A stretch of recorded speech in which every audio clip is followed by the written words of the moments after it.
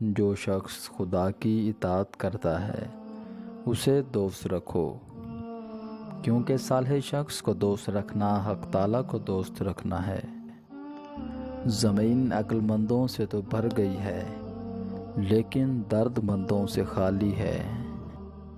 دل کی توبہ حرام چھوڑنے میں ہے، عشق کا عین عقل کے عین کو کھا جاتا ہے۔ فتح ہمیشہ بہت سی کوششوں اور لاتعداد شکستوں کے بعد ہی ملتی ہے۔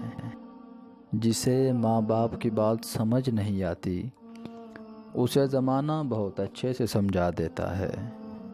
جو شخص اپنے دوست کو برے کاموں سے نصیحت کے ذریعے باز نہیں رکھ سکتا وہ دوستی کے قابل نہیں۔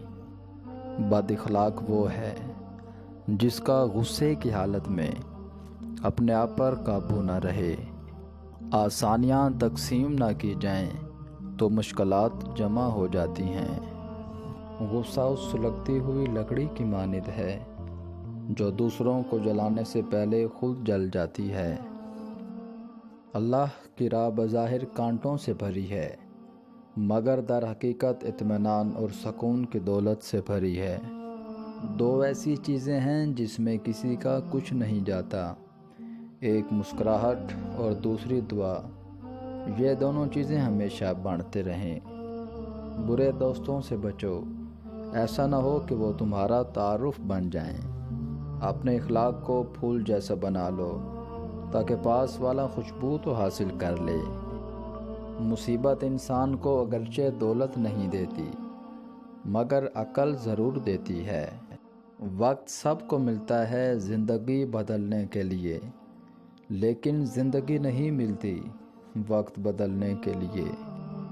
ان لوگوں کو رشتے بچانے سے کوئی مطلب نہیں ہوتا جن کو اپنے مطلب سے مطلب ہوتا ہے۔ اکثر معاملات میں ناکامی کی وجہ یہ ہوتی ہے کہ انسان فوراً کامیابی چاہتا ہے۔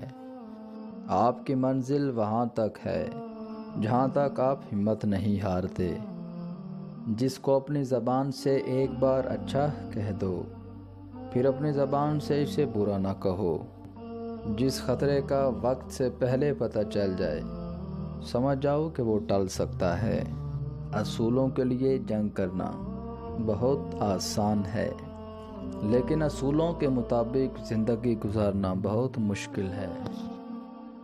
خاموش لوگوں کے دماغ شور مچاتے ہیں، جو واقع انسان ہوتا ہے وہ مرنے کے بعد بھی زندہ رہتا ہے۔ جس کی شکل انسان والی ہو اس کی مدد کرتے وقت مذہب نہ پوچھو، انسانیت کی خاطر مدد کرو۔ چھوٹا برتن جلدی گرم ہو جاتا ہے، اسی طرح کم ظرف کو جلدی غصہ آ جاتا ہے۔ دھوکے اور غلطیاں بھی بادام کی طرح ہیں، جتنی کی جائیں اتنا عقل زیادہ آتا ہے۔ انسان کے ایمان کی پہچان وعدوں کی پابندی سے ہوتی ہے۔ کسی کی پہچان علم سے نہیں بلکہ عمل اور ادب سے ہوتی ہے۔ جہاں چھوٹوں کی زبانیں بڑی ہو جائیں وہاں بڑوں کے رتبے ختم ہو جاتے ہیں۔